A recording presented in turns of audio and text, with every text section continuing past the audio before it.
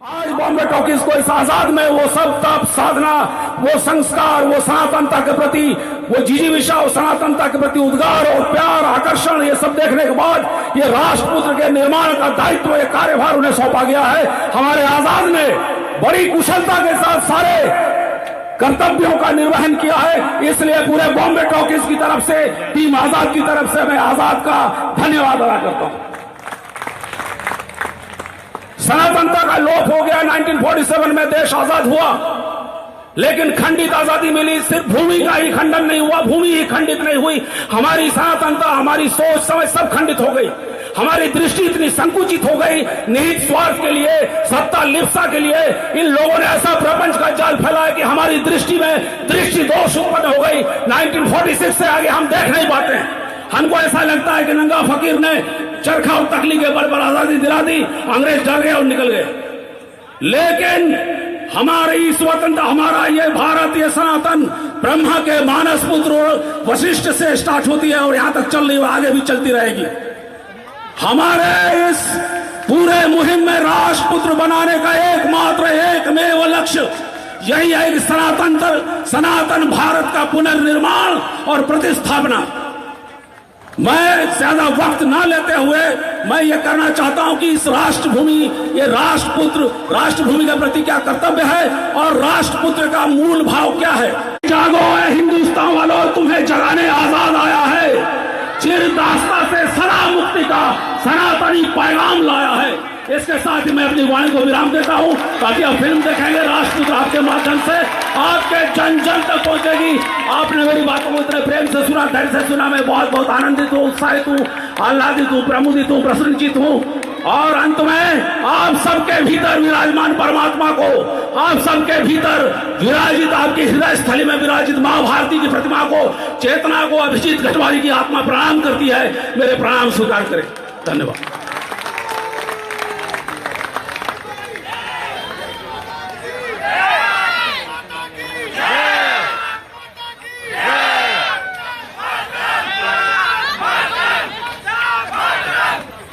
कौन कहता है कि ये कैंपस देशद्रोहियों का अड्डा है?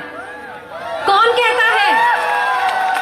जिस कैंपस में लगातार भारत माता की जय जयकार हो, जिस कैंपस में लगातार वंदे मातरम की जयकार हो, कौन कहता है कि वो कैंपस देशद्रोहियों का अड्डा है?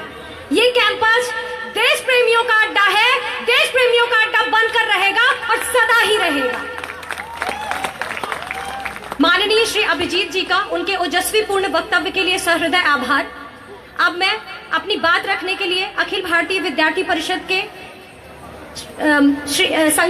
सह संगठन मंत्री माननीय श्री श्रीनिवास जी को आमंत्रित करती हूँ।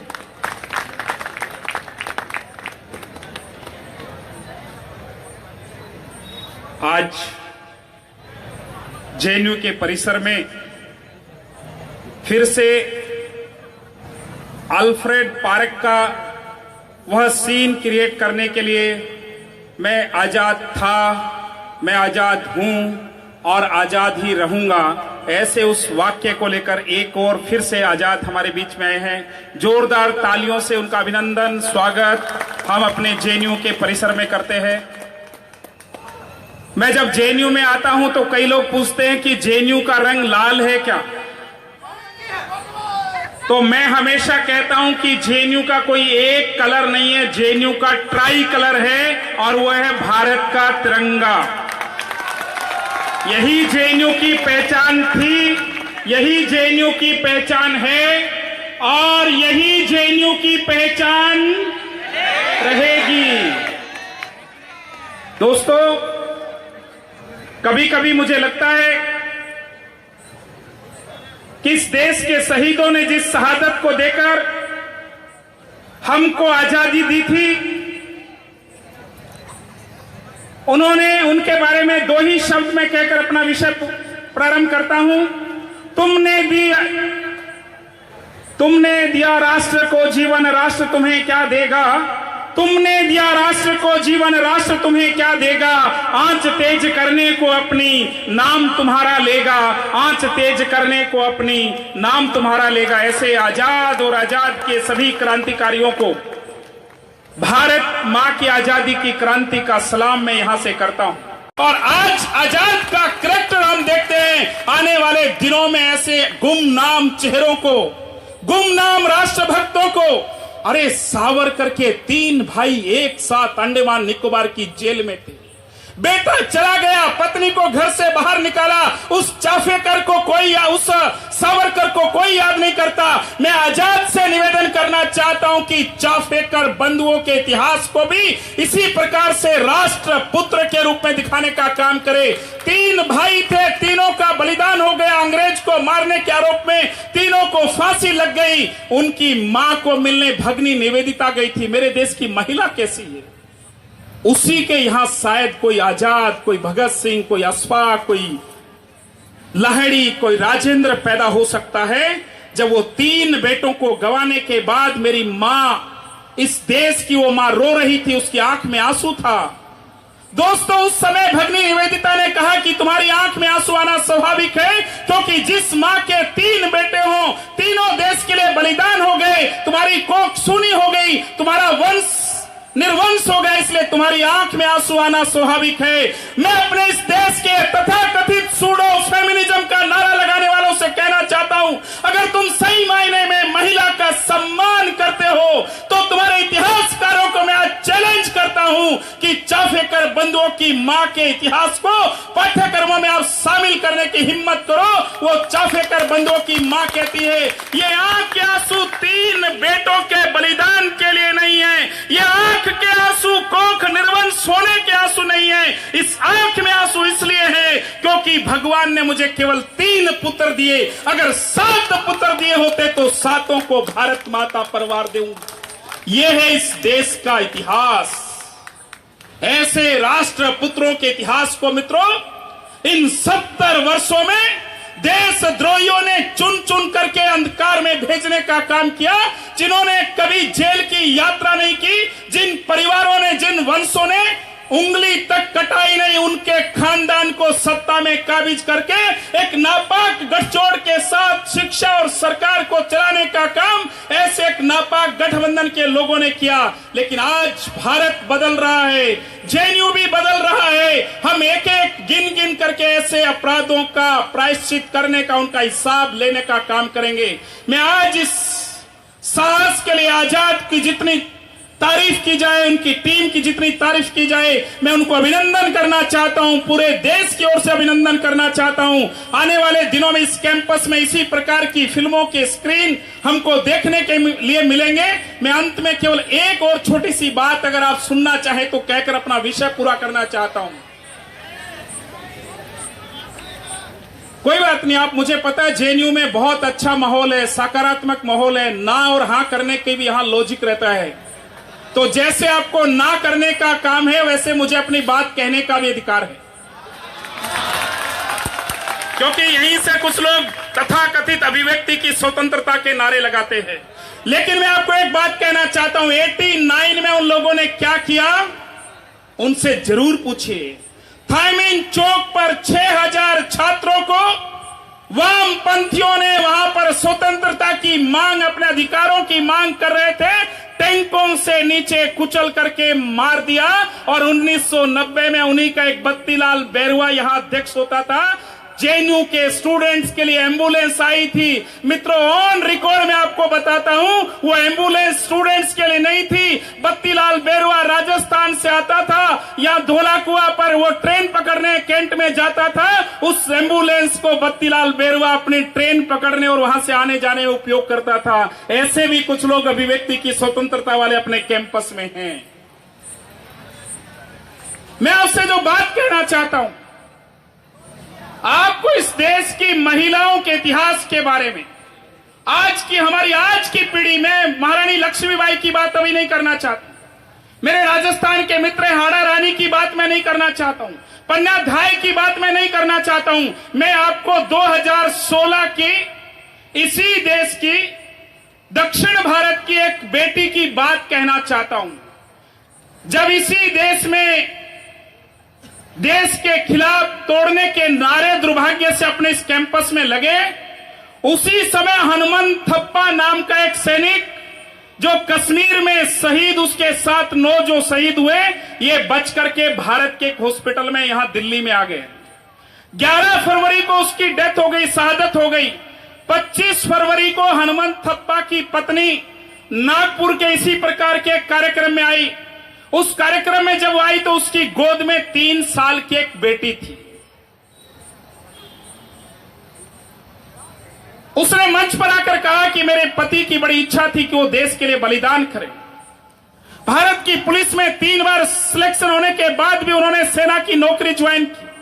उनकी एक और इच्छा थी कि हमारे यहां एक बेटा हो, लेकिन मेरे पति देश पर शहीद हो गए, मेरे यहां बेटा नहीं हुआ। हमारे वैवाहिक जीवन से उनसे मेरे गोद में ये 3 साल की बेटी है। मित्रों, इस देश की महिला का जिगरा, जिस प्रकार से आजाद को पैदा करने वाली मां उस समय थी, 2016 में भी इस देश में ऐसी वीरांगनाएं हैं। ये महादेवी कहती है कि अगर मेरे पति से शादी होने के बाद मेरी गोद में बेटा नहीं बेटी है तो क्या फर्क पड़ता है, मैं अपनी बेटी की परवरिश भी इसी प्रकार से करूंगी। ये भी बड़ी होकर भारत की सेना में शामिल होगी और अपने पिता की तरह देश के लिए बलिदान करेगी। यह है इस देश की जननी, यह है इस देश की महिला, यह है इस देश का कैरेक्टर, यह है इस देश की सच्ची आजादी। और इसी आजादी में से पैदा होता है कोई आजाद। उसी आजाद को याद करने के लिए हम आप लोग यहां पर आए हैं। मैं उस आजाद को फिर से हमारी स्मृतियों में लाने के लिए आजाद की वर्तमान की पूरी टीम को हृदय से आभार व्यक्त करता हूं। और जिस प्रकार से आजाद ने कहा था, आजाद हूं, आजाद रहूंगा, आजाद था और आजाद रहूंगा, तो मैं आपसे निवेदन करना चाहता हूं, अपने इस विचारों की आजादी के साथ इस देश और समाज के लिए हम क्या कर सकते हैं, इस प्रकार का विचार आप सब लोग करें। और इस देश के सभी शहीदों को हम हृदय से प्रणाम अगर करना चाहते हैं, उन्होंने अपने देश के लिए जीवन दिया, हम विचार करें कि हम अपने इस देश के लिए क्या दे सकते हैं। इसलिए आइए इस आजाद को याद करते हुए अपने देश की आज की वर्तमान की लड़ाई में इस देश को जो एक और नए प्रकार की आजादी, आतंकवाद से, गरीबी से, भूखमरी से, महिलाओं पर अत्याचार से, बच्चों की मौत से और यहां पर मंडराते हुए ऐसी कुछ रूस और चाइना की आत्माओं से एक नए प्रकार की आजादी का इतिहास जेएनयू लिखेगा। बहुत बहुत धन्यवाद। अशेष धन्यवाद माननीय श्री श्रीनिवास जी का। मित्रों, आज के हमारे इस कार्यक्रम में जब राष्ट्र की बात हो रही है, राष्ट्र के पुनर्निर्माण की बात हो रही है, तो जेएनयू की कुछ ऐसी आत्माएं जिन्होंने जेएनयू कैंपस में कभी देश को तोड़ने के नारे दिए थे, आज वो आत्माएं छटपटा रही होगी। कहीं ना कहीं तो उनको मिर्ची लगी रही होगी कि भैया जिस कैंपस में हमने देश विरोधी नारे दिए थे, आज उस कैंपस में राष्ट्र के पुनर्निर्माण की बात, राष्ट्र का संवर्धन करने की बात और राष्ट्र के सम्मान करने की बात कहां से हो रही है। जिस कैंपस में कहा गया भारत तेरे टुकड़े होंगे इंशाअल्लाह इंशाअल्लाह, आज उसी कैंपस में, उसी जेएनयू कैंपस में नारे लग रहे हैं, कश्मीर हो या गुवाहाटी, अपना देश अपनी माटी। ये वो कैंपस है, ये जेएनयू कैंपस की सच्चाई है, ना कि देश को तोड़ने की कैंपस की सच्चाई रही है। आज इन कुछ वामपंथियों की एक क्षुद्रपूर्ण कुकृतियों के कारण हमारे कैंपस का नाम बदनाम हुआ। हमारे कैंपस की चर्चाएं जहां कभी एक भारत के उच्च विश्वविद्यालय के रूप में की जाती थी, आज उस विश्वविद्यालय का नाम, आज उस विश्वविद्यालय की गरिमा को इन वामपंथियों के द्वारा पूरे तरीके से ध्वस्त कर दिया गया है। पर अखिल भारतीय विद्यार्थी परिषद 9 फरवरी को भी इनकी देश विरोधी गतिविधियों का विरोध किया था अखिल भारतीय विद्यार्थी परिषद ने, और आज भी करता है। और भविष्य में जब जेएनयू में ही क्या, पूरे भारत वर्ष में देश विरोधी नारों की बात की जाएगी या देश को तोड़ने की बात की जाएगी, जेएनयू का एक एक कार्यकर्ता, अखिल भारतीय विद्यार्थी परिषद का एक एक कार्यकर्ता कंधे से कंधा मिलाकर आगे बढ़ेगा और राष्ट्र की निरंतर उन्नति के लिए अग्रसर होता रहेगा। मित्रों, यदि भारतीय संस्कृति वसुधैव कुटुंबकम की बात करती है, सारे पृथ्वी को, संपूर्ण पृथ्वी को परिवार मानने की बात करती है, तो ऐसे ही आजाद है जो हमें छठे साठम समाचारित जैसे उक्तियों का भी हमें ध्यान दिलाते हैं। मित्रों, आज के इस कार्यक्रम को आगे बढ़ाते हुए मैं माननीय श्री आजाद जी से निवेदन करती हूं कि वो अपनी बात हम सभी के समक्ष रखें।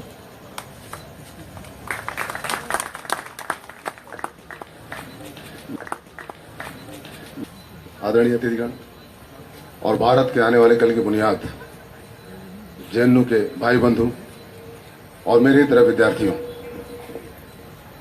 आजाद एक विचार है, आजाद जन्म मृत्यु के पार, जरा मरा के पार सनातन है।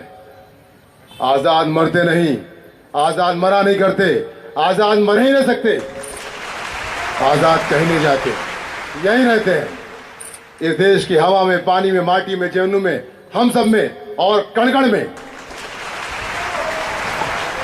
इस जेएनयू की माटी में, इस आजाद भारत के एक महत्वपूर्ण हिस्से में एक आवाज गूंजी थी कि भारत तेरे टुकड़े होंगे इंशाअल्लाह इंशाअल्लाह। मैं उनको जवाब देना चाहता हूं, जेएनयू भारत का सर्वश्रेष्ठ शिक्षा संस्थान है, ये जन्नत है। इस जन्नत को जहन्नुम में तब्दील करने वालों को एक ही जवाब है, भारत कोई जमीन का टुकड़ा नहीं है, जीता जागता राष्ट्र पुरुष है। यह वंदन की भूमि है, यह अभिनंदन की भूमि है, यह तर्पण की भूमि है, यह अर्पण की भूमि है। इसका बिंदु बिंदु गंगा जल है, इसका कंकर कंकर शंकर है। हम जिएंगे तो इसके लिए, मरेंगे तो इसके लिए।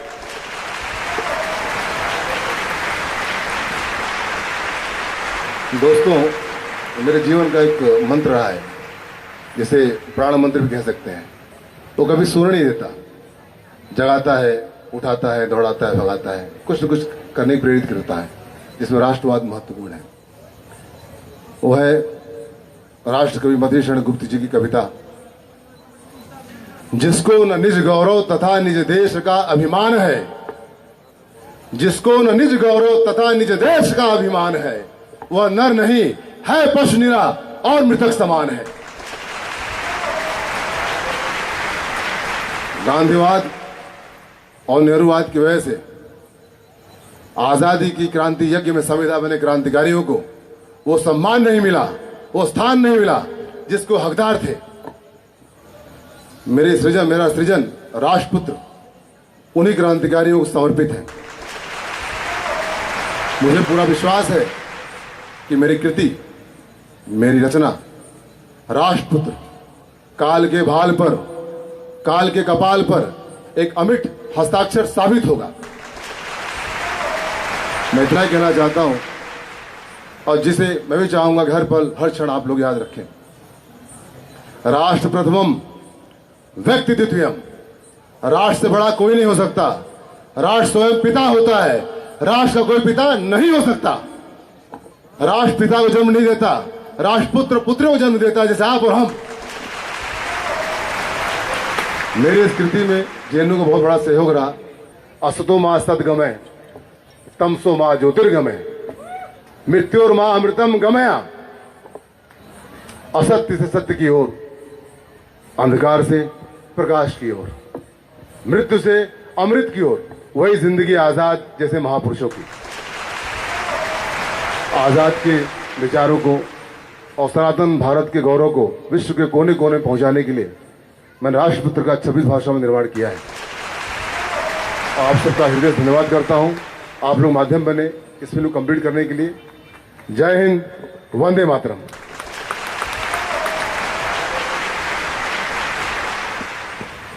धन्यवाद आजाद जी का। मित्रों, आज हम सभी जिस कार्यक्रम के लिए यहाँ पर उपस्थित हुए, उनमें से प्रथम चरण तो पूरा हो चुका है। द्वितीय चरण हमारा राष्ट्रपुत्र फिल्म का प्रोमो लॉन्च करने का है, जिसमें अब वो घड़ी आ गई है जब राष्ट्रपुत्रम पिक्चर का प्रोमो लॉन्च किया जाएगा। तो मंच पर विराजमान अतिथियों से निवेदन है कि कृपया सोफे पर स्थान ग्रहण करें।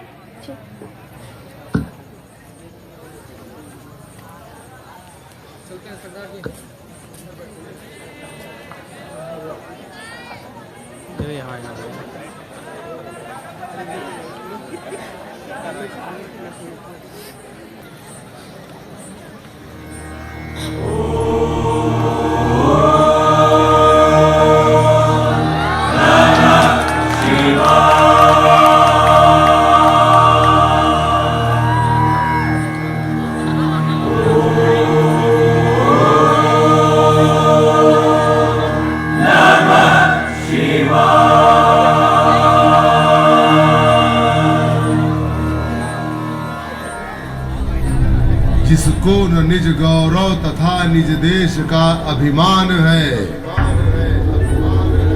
किसको न निज गौरव तथा निज देश का अभिमान है, वह नर नहीं है पशु निरा और मृतक समान है।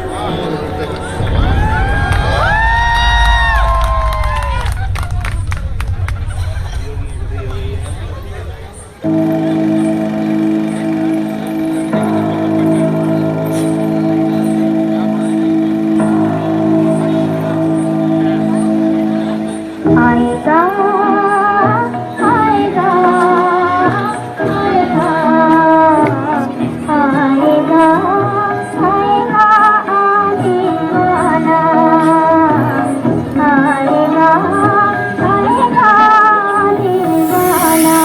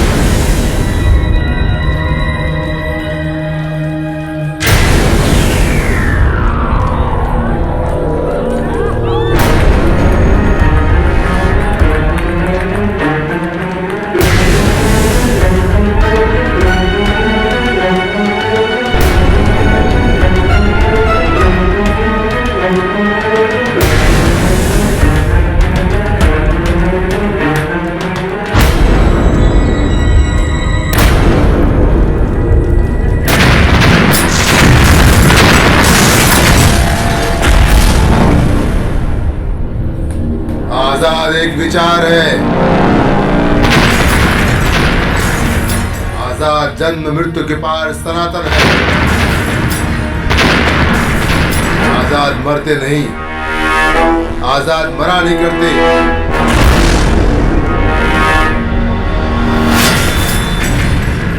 आजाद मर ही नहीं सकते। आजाद की क्रांति के आड़े अगर आजाद के बूढ़े माँ बाप की भूख और प्यास आती है तो आजाद अपने बमतुल बुखारी की 2 गोलियां उनके सीने में भी उतार सकता है। वंदे मातरम, वंदे मातरम, वंदे मातरम, वंदे मातरम, वंदे मातरम, वंदे मातरम, वंदे मातरम।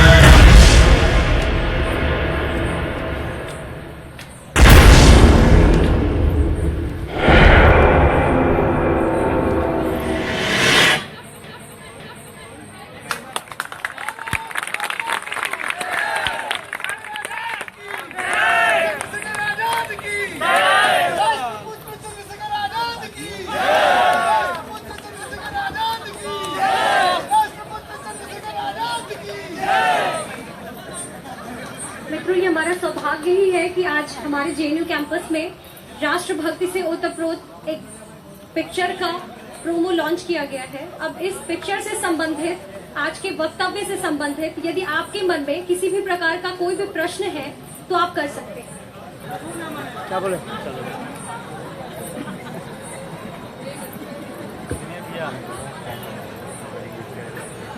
ऐसा लगता है जिस बुद्धिमान लोगों की भीड़ में सबकी जिज्ञासा इस राष्ट्रभक्ति पिक्चर के प्रोमो को देखकर शांत हो चुकी है। यदि किसी के मन में प्रश्न है तो आप प्रश्न कर सकते हैं, प्रश्न आमंत्रित है। संतुष्ट है आप सभी, मुझे लग रहा है।